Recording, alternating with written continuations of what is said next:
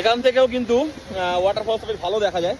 এই যে যেখানে চা কফির দোকানগুলো আছে, এখান থেকে আরও দুটো স্পট উপরে যাওয়া যায়, বাট এত রাস্তায় বরফ পড়েছে যে আমাদের গাড়ি নিয়ে যেতে পারবো না।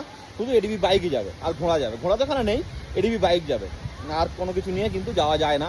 তো আপনারা যখন আসবেন তখন কিন্তু উপরের এই স্পটগুলো ভিজিট করবেন, এবং কোথা থেকে করবেন কী করবেন সমস্ত কিছু আমি আপনাদের ইনফরমেশন দিয়ে দেবো বা বলে দেবো, আপনাদের গাইড করে দেবো সমস্ত কিছু। কি দুর্দান্ত লাগছে এখান থেকে দেখুন। এখানে টুরিস্টদের জন্য একটা করে রেখেছে, স্পট করে রেখেছে, ভালোই টুরিস্ট এখানে কিন্তু আছে। হ্যাঁ, ভালো রকম টুরিস্ট এখানে আছে।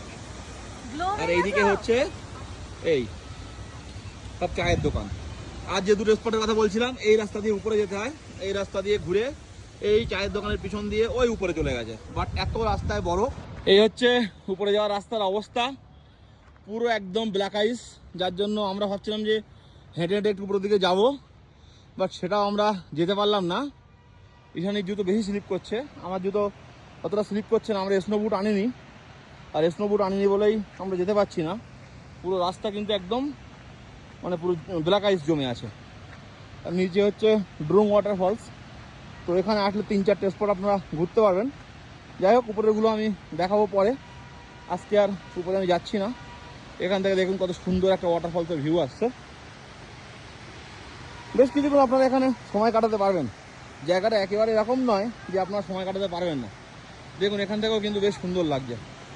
আমরা ওই নিচের রাস্তা দিয়ে হেঁটে হেঁটে ঘুরে ঘুরে উপরে এসেছি, বাট তারপরে আমরা এখান থেকে চলে যাবো, আর বেশিক্ষণ এখানে থাকবো না। অনেকেই আসে কিন্তু বাঙালি কিন্তু কমই আসে। তো আপনারা ইউটিউব সার্চ করবেন, দেখবেন ড্রুং ওয়াটারফলস।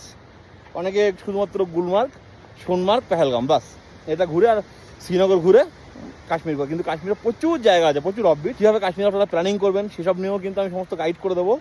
তো আপনারা যদি আইটিনারি চান তাহলে মেসেজ করুন, দেখুন নাম্বার আসছে স্ক্রিনে। আর যদি আপনারা কাশ্মীর ঘুরতে চান, ট্যুর বুক করতে চান, তাহলে কল করুন বা মেসেজ করুন, দেখুন একটা করুন। আর যদি কোনো ইনফরমেশান জানার থাকে তাহলেও আমাকে কল করুন কাশ্মীর নিয়ে, যেহেতু আমি কাশ্মীর থাকি। আপাতত কাশ্মীর নিয়ে সব কিছুই বলবো, আর লাদাখটাও আমি লাদাখের সমস্ত কিছু ইনফরমেশান আপনাদের সঙ্গে আস্তে আস্তে শেয়ার করবো।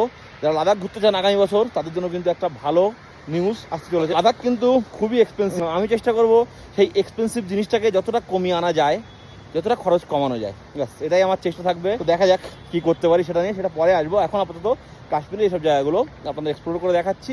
তো আপনারা আমাকে ফলো দিয়ে রাখুন যদি আরও আপনারা জায়গা দেখতে চান বা আপনারা পরবর্তী আপডেট পেতে চান তার জন্য। Thank you.